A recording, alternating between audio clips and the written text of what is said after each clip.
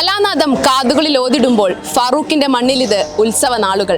കഴിഞ്ഞ വർഷത്തെ ഫോസ്ലാവയിൽ നിന്നും ഏറെ വ്യത്യസ്തമായി 3 ദിവസമാണ് ഈ വർഷത്തെ ഫോസ്ലാവ അരങ്ങേറുന്നത്. ഓരോ ഡിപ്പാർട്ട്മെന്റുകൾ ഓരോ ടീമാക്കി തിരിച്ച് ആസാദി, സിന്ദാഹെ, ഇൻകുലാബ്, ഹല്ലാബോൽ എന്നീ ടീമുകളായിട്ടാണ് ഫോസ്ലാവ ഈ വർഷം അരങ്ങേറുന്നത്.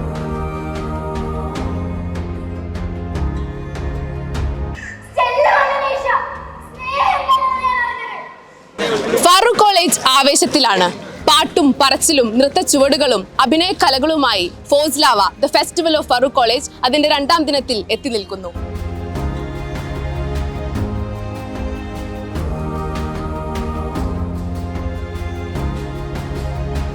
ഫോസ്ലാവയുടെ 2ാം ദിനത്തിലേക്ക് കടക്കുമ്പോൾ ആവേശകരമായ മത്സരങ്ങൾക്ക് തിരികൊളുത്തിക്കൊണ്ട് 4 ടീമുകളും ഇഞ്ചോടിഞ്ച് പോരാട്ടത്തിലേക്ക്.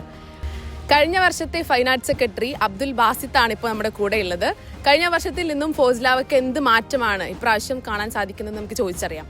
പിന്നെ കഴിഞ്ഞ വർഷമാണെങ്കിലും ഈ വർഷമാണെങ്കിലും നമുക്ക് വളരെ ചുരുങ്ങിയ ഒരു ലിമിറ്റഡ് സമയം നമുക്ക് കിട്ടുള്ളൂ. ഈ കോളേജിൻ്റെ തിരക്കുകൾക്കിടയിലും സെം എക്സാംസിൻ്റെ ഇടയിലും അങ്ങനെ പല സംഭവങ്ങളുടെ ഇടയിൽ നമുക്ക് കിട്ടുന്ന ഒരു ചുരുങ്ങിയ സമയത്തിൽ നമ്മളത് നമുക്ക് പറ്റുന്ന പരമാവധി അടിപൊളിയായിട്ട് ചെയ്യണം എന്നുള്ളൊരു ഉത്തരവാദിത്തം നമുക്ക് ഉണ്ടാവുക. ഈ ഫോസ്ലാവിനെ സമയത്തോളം ഫോസ്ലാവയാണെങ്കിലും ബിസോൺ ആണെങ്കിലും എന്താണെങ്കിലും നമുക്ക് ഉണ്ടാവുന്ന ഒരു ഉത്തരവാദിത്തം അതാണ്. ഈ വർഷത്തിൽ ഉണ്ടായിട്ടുള്ള ആ ഒരു മാറ്റത്തിൽ ഇപ്പോൾ കഴിഞ്ഞ വർഷമാണെങ്കിലും കലാജാഥ എന്നുള്ളൊരു ചർച്ച നമ്മൾ കൊണ്ടുവന്ന സമയത്തും പിന്നെ നമുക്കത് പ്രാക്ടിക്കലായിട്ടിലേക്ക് കൊണ്ടുവരാൻ പറ്റിയിട്ടുണ്ടായിരുന്നില്ല. കാരണം എന്ന് വെച്ച് കഴിഞ്ഞാൽ കഴിഞ്ഞ വർഷത്തെ ആ ഒരു ഗ്രൂപ്പ് സിസ്റ്റം, കഴിഞ്ഞ വർഷം ഉണ്ടായിരുന്ന ഗ്രൂപ്പ് സിസ്റ്റം നിങ്ങൾക്ക് അറിയാലോ. പിന്നെ ഹോസ്റ്റൽസ് ആയിരുന്നു കാലങ്ങളായിട്ട്, ഫാറൂഖ് കോളേജിൽ കാലങ്ങളായിട്ട് പണ്ട് തൊട്ടേ ഉണ്ടായിക്കൊണ്ടിരുന്ന ഒരു പിന്നെ രീതിയായിരുന്നു ഹോസ്റ്റൽസ് തമ്മിലുള്ള മത്സരം. അപ്പം അന്ന് നമുക്ക് കുറച്ച് ലിമിറ്റേഷൻസ് അതിലുണ്ടായതുകൊണ്ടാണ് അന്ന് നമ്മളത് ഇല്ലാതാക്കിയത്. പക്ഷേ ഈ വർഷം അത് വളരെ ഗംഭീരമാക്കിയിട്ട് പുതിയ ടീം അത് ചെയ്ത് വളരെ അടിപൊളിയായിട്ട് തന്നെ ചെയ്തു.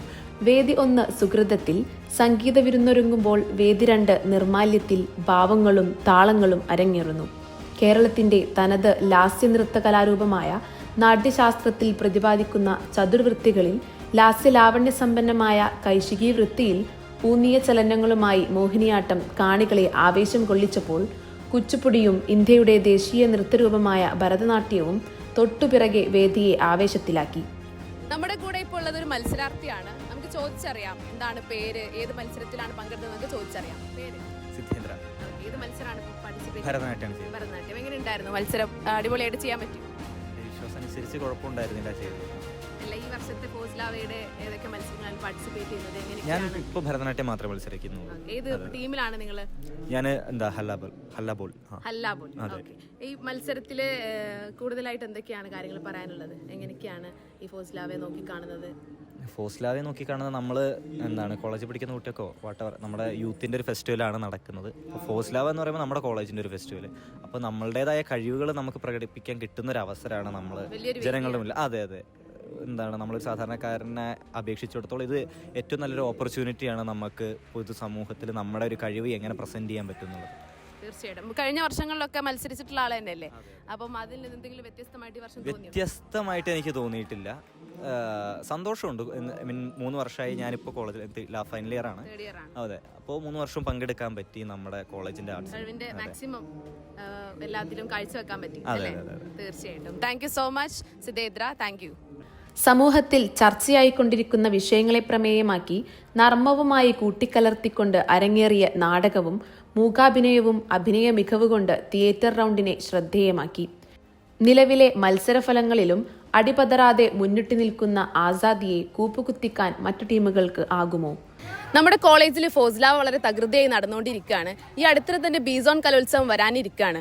അപ്പോൾ നമ്മുടെ കോളേജിന്റെ ഒരുക്കങ്ങൾ എത്രത്തോളമായി, കോളേജിന് എത്രത്തോളം സാധ്യതയുണ്ട് എന്നൊക്കെ Calicut university vice chairman P K അർഷദിനോട് നമുക്ക് ചോദിച്ചറിയാം.